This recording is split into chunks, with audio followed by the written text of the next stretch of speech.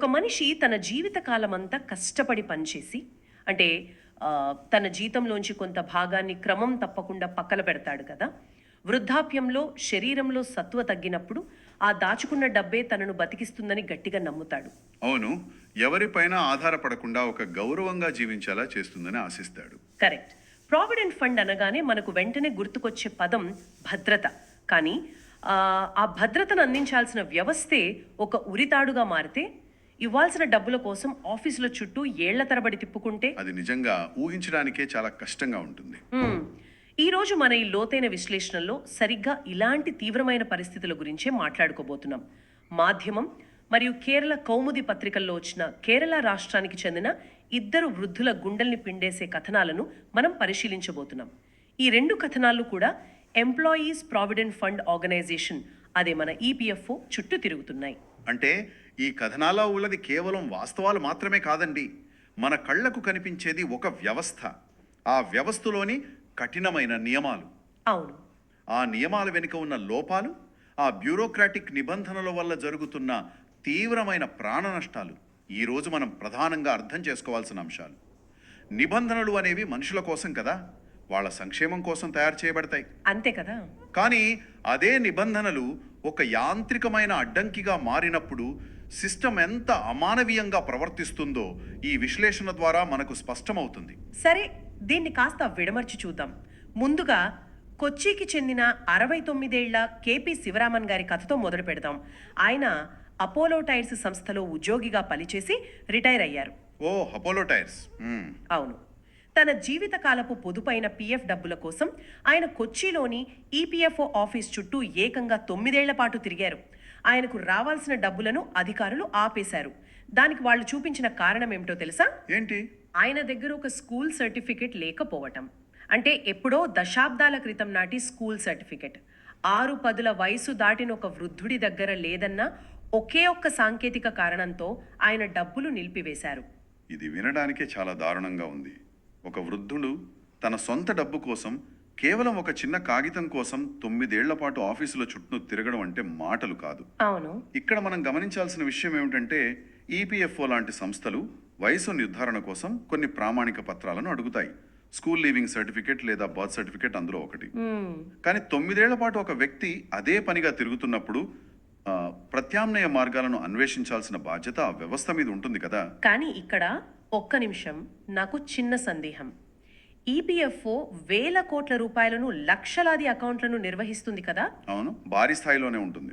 వాళ్ళు నిబంధనల విషయంలో ఖచ్చితంగా ఉండకపోతే మోసాలు జరిగే ప్రమాదం ఉంది కదా. ఒక స్కూల్ సర్టిఫికేట్ అడగడంలో లేదా దాన్ని సమర్పించమని పట్టుబట్టడంలో అధికారుల వైపు నుండి చూస్తే తప్పేముంది?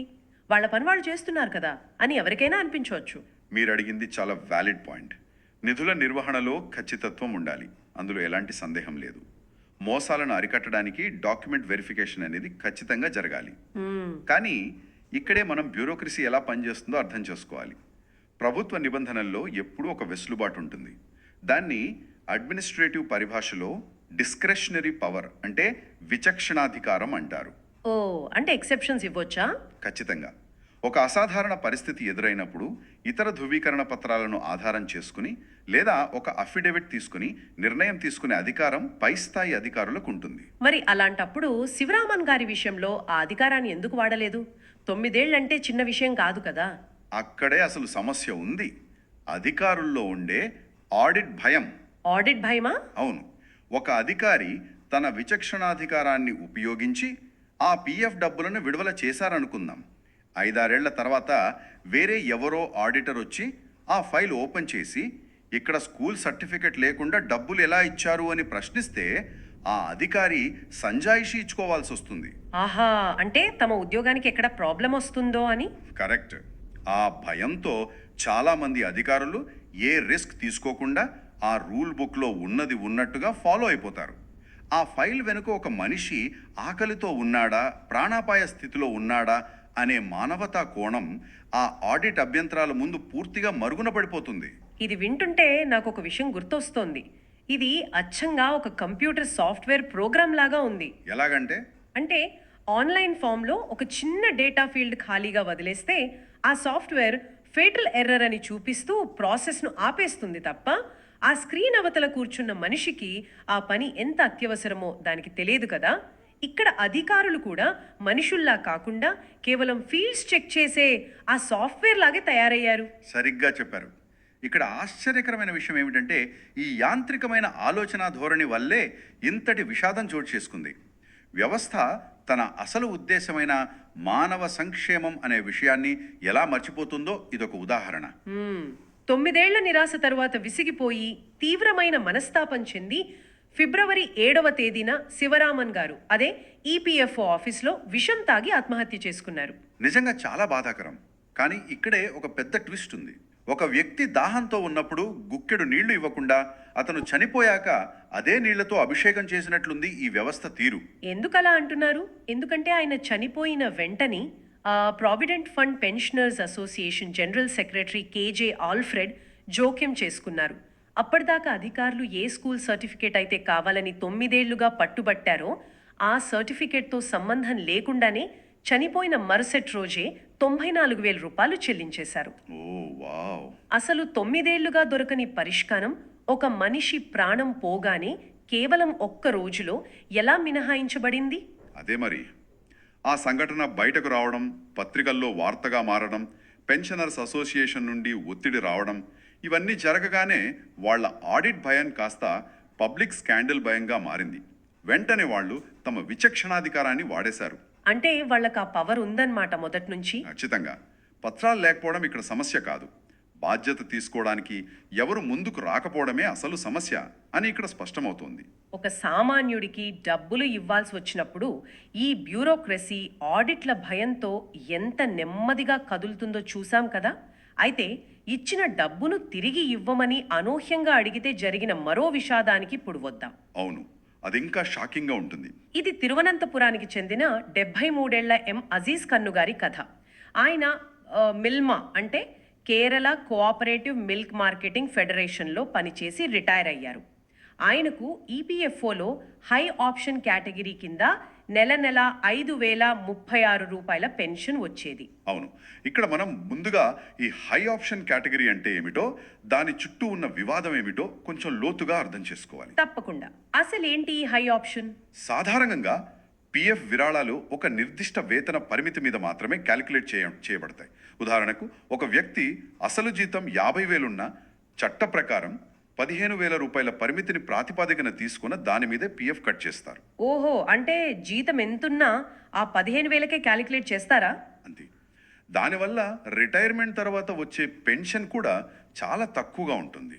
అంటే జీతం ఎక్కువ ఉన్నా సరే పెన్షన్ మాత్రం అందరిలాగే తక్కువే వస్తుందన్నమాట. మరి దానికి పరిష్కారం లేదా? ఉంది. అదే ఈ హై ఆప్షన్.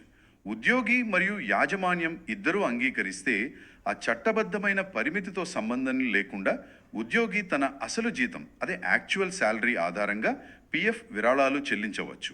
ఆహా, అప్పుడు పెన్షన్ కూడా ఎక్కువే వస్తుంది కదా. కరెక్ట్. అజీజ్ కన్ను గారు అలా తన సర్వీస్లో ఉన్నప్పుడు ఎక్కువ విరాళాలు చెల్లించారు కాబట్టే ఆయనకు ఆ 5,036 రూపాయల పెన్షన్ మంజూరైంది.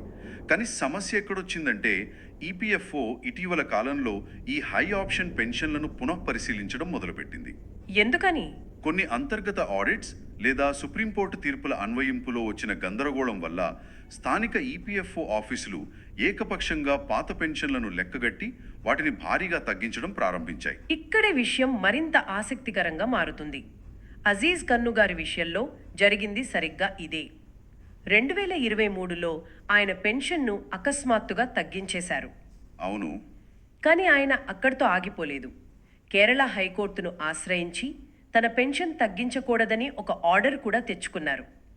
కానీ విచిత్రం ఏమిటంటే ఆ హైకోర్టు ఆర్డర్ను ఈపీఎఫ్ఓ అధికారులు ఏమాత్రం పట్టించుకోలేదు. అది చాలా ఆశ్చర్యకరం. ఏకంగా ఫిబ్రవరి 2026 నాటికి ఆయన పెన్షన్ను 1,991 రూపాయలకు తగ్గించేశారు. ఇది నాకు అసలు అర్థం కాని విషయం.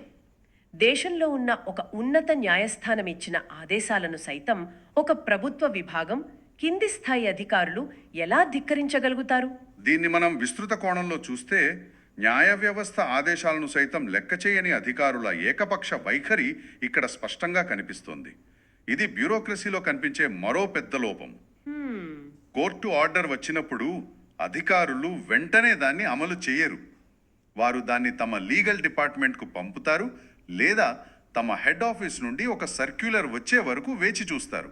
పైనుండి స్పష్టమైన ఆదేశాలు వచ్చేదాకా వారు తమ పాత పద్ధతినే కొనసాగిస్తారు. న్యాయ వ్యవస్థ ఆదేశాల కంటే తమ అంతర్గత సర్క్యులర్లకే వాళ్ళు ఎక్కువ ప్రాధాన్యత ఇస్తారు. ఇలా విధానపరమైన లోపాలకు సామాన్యులను బలిపశువులను చేయడం చాలా ప్రమాదకరం. కేవలం పెన్షన్ తగ్గించడమే కాకుండా ఆయన మీట ఒక ఊహించని పిడుగు వేశారు అధికారులు. అప్పటి వరకు ఆయన అదనంగా తీసుకున్న మొత్తాన్ని, అంటే ఏకంగా 4,64,156 రూపాయలను తిరిగి చెల్లించాలని, అదే రికవరీ చేయాలని ఒక నోటీసు పంపారు. ఒక సామాన్య పెన్షనర్ అకస్మాత్తుగా 4.6 లక్షల రూపాయలు ఎక్కడుండి తేగాడు? అదే కదా, ఆ నోటీసు చూసిన ఆందోళనతో, ఆ ఒత్తిడితోనే ఆ 73 వయసులో ఆయన గుండెపోటుతో చనిపోయారు. ఆయన భార్య జుమైలత్ బీవి మరియు 4 పిల్లలు షఫీ, షహీర్, సురుమి, సుఫియా ఇప్పుడు దిక్కుతోచని స్థితిలో పడ్డారు. హైకోర్టు ఆర్డర్ ఉన్నా సరే అధికారులు ఇలా వ్యవహరించడం అంటే ఒక వృద్ధుణ్ణి మానసికంగా హత్య చేయడంతో సమానం కాదా? అవును. ఈ రికవరీ నోటీసుల వెనుక ఉన్న లాజిక్ వింటే ఎవరికైనా కోపం వస్తుంది. ఒకవేళ వాళ్ళు పొరపాటున ఎక్కువ పెన్షన్ లెక్క కట్టి ఇచ్చి ఉంటే అది వాళ్ళ వ్యవస్థాగత వైఫల్యం. ఇన్నేళ్ల పాటు డబ్బులు చెల్లించి ఉన్నట్టుండి ఒకరోజు ఉదయాన్నే లక్షల రూపాయలు వెనక్కి కట్టమంటే ఎవరైనా ఎలా కడతారు? కట్టలేరు కదా. రిటైర్మెంట్ వయసులో ఎటువంటి ఇతర ఆదాయ మార్గాలు లేని సమయంలో ఇంత పెద్ద మొత్తాన్ని డిమాండ్ చేయడం ఏ రకంగా చూసినా సబబు కాదు. ఈ సంఘటనపై ఆ ప్రావిడెంట్ ఫండ్ పెన్షనర్స్ అసోసియేషన్ వారు చాలా తీవ్రంగా స్పందించారు. 73 వృద్ధుడికి 4.5 లక్షల రూపాయలు కట్టమని నోటీసులు పంపడం అనేది కేవలం ఒక అధికారిక ప్రక్రియ కాదని, అది వృద్ధులను మానసికంగా వేధించడమే అని వారు ఆరోపిస్తున్నారు. వాళ్ళ ఆవేదనలో న్యాయం ఉంది. శివరామన్ గారికి డబ్బులివ్వడానికి ఏళ్లు తీసుకున్న వ్యవస్థ అజీజ్ ఖన్ను గారి దగ్గర రికవరీ చేసుకోవడానికి మాత్రం ఎంత కఠినంగా వ్యవహరించిందో మనం ఇక్కడ గమనించవచ్చు. ఇక్కడ చట్టం న్యాయం కంటే కూడా వాళ్ళ ఆడిట్ అభ్యంతరాలను తప్పించుకోవడాన్ని ఎక్కువగా పనిచేసింది. సో ఇదంతా చూస్తే మనకేమర్థమవుతోంది? ఈ 2 మరణాలు కేవలం విడివిడి సంఘటనలు కావు. కొచ్చిలో జరిగిన శివరామన్ మరణం, తిరువనంతపురంలో జరిగిన అజీజ్ ఖన్ను మరణం, ఇవి ఒకే సంస్థలోని లోపాలను ఎత్తిచూపుతున్నాయి. అవును. మరి దీనికి బాధ్యులెవరు? పరిష్కారం ఏమిటి? కేవలం కోర్టులు మాత్రమే ఈ వ్యవస్థను దారిలో పెట్టగలవా? ఒక సామాన్యుడు తనకు రావాల్సిన దానికోసం ఎంత దూరం పోరాడాలి? ఇది ఒక ముఖ్యమైన ప్రశ్నను లేవనెత్తుతోంది. ఇక్కడే మనం ఎర్నాకుళం జిల్లా కమిటీకి చెందిన ప్రావిడెంట్ ఫండ్ పెన్షనర్ల సంఘం చేసిన పోరాటాన్ని ప్రత్యేకంగా గమనించాలి. వాళ్ళేం చేశారు? శివరామన్ లాంటి వారి మరణాలకు కారణమైన అధికారులపై కఠినమైన చర్యలు తీసుకోవాలని, వ్యవస్థలో జవాబుదారీతనం, అదే అకౌంటబిలిటీ పెంచాలని కోరుతూ వారు కేరళ హైకోర్టులో ఒక పిటిషన్ వేశారు. వ్యవస్థాగత మార్పుల ఆవశ్యకతను ఇది నొక్కి చెబుతోంది. ఈ అకౌంటబిలిటీ అనే పదం బ్యూరోక్రసీలో చాలా అరుదుగా వినిపిస్తుంది కదా. అంటే ఒక అధికారి తప్పు చేస్తే లేదా వారి నిర్లక్ష్యం వల్ల ఒక ప్రాణం పోతే దానికి వ్యక్తిగతంగా వారిని బాధ్యులను చెయ్యాలనేదే ఈ పిటిషన్ ఉద్దేశ్యమా? ఖచ్చితంగా. జవాబుదారీతనం లేనంత కాలం వ్యవస్థ ఎప్పటికీ మారదు. పౌరుల హక్కులు కేవలం కాగితాలకే పరిమితమవుతాయి. నిబంధనలను గుడ్డిగా ఫాలో అవుతూ విచక్షణాధికారాన్ని సరైన సమయంలో వాడకపోవడం కూడా ఒక రకమైన విధి నిర్వహణ లోపమే అని గుర్తించాలి. అంటే ఇవ్వాల్సిన డబ్బులు ఇవ్వకపోయినా, తప్పు లెక్కలు వేసినా చర్యలు ఉండాలంటారా? అంతే కదా. ఒక తప్పు లెక్క వేసి లక్షల రూపాయల నోటీసులు పంపినప్పుడు ఆ లెక్క వేసిన అధికారిపై ఎందుకు చర్యలు తీసుకోకూడదు? ఇలాంటి ప్రశ్నలను కోర్టు ద్వారా అడగడమే ఆ పెన్షనర్ సంఘం చేస్తున్న ప్రయత్నం. అంటే ఒక వ్యక్తి తన హక్కుల కోసం ఒంటరిగా పోరాడితే శివరామన్ గారిలాగా లేదా అజీజ్ ఖన్ను గారిలాగా విషాదాలు ఎదురవుతున్నాయి. అదే ఒక సంఘంగా, ఒక సమూహంగా ఏర్పడి కోర్టును ఆశ్రయిస్తేనే ఈ అధికారుల్లో కనీస కదలిక వస్తుందన్నమాట. ముమ్మాటికి నిజం.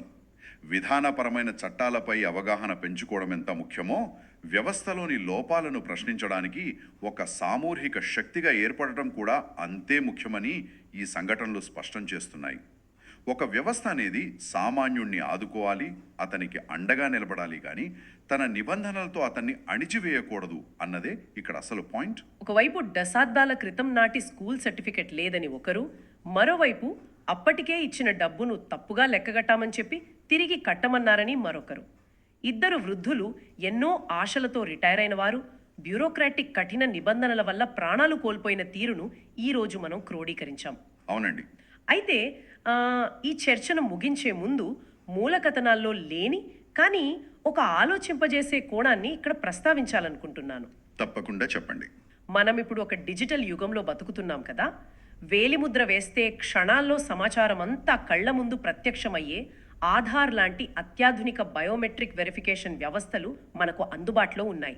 అవన్నీ అన్ని లింక్ అయి ఉన్నాయి కదా. ప్రభుత్వ పథకాలు, పన్నులు, బ్యాంకింగ్ ఇలా ప్రతిదీ డిజిటల్ డేటాబేసులతో అనుసంధానం చేయబడింది. అయినా సరే ఒక వ్యక్తికి సంబంధించిన కనీస సమాచారాన్ని, అతని వయస్సును ఆన్లైన్లో సులభంగా ధృవీకరించుకోలేని దుస్థితిలో ప్రభుత్వ సంస్థలు ఇంకా ఎందుకున్నాయి? చాలా బలమైన ప్రశ్న ఇది. సాంకేతికత ఇంతగా అభివృద్ధి చెందిన కాలంలో కూడా ఎప్పుడో 50 ఏళ్ల క్రితం నాటి చిరిగిపోయిన కాగితాల మీద, సర్టిఫికెట్ల మీద ఆధారపడే ఈ పాత పద్ధతి ఇంకెన్ని ప్రాణాలను బలి తీసుకుంటుందో ఇది ఖచ్చితంగా ఆలోచించాల్సిన విషయం. ఇదండి ఈనాటి మన విశ్లేషణ. మరో ఆసక్తికరమైన అంశంతో మళ్ళీ కలుద్దాం.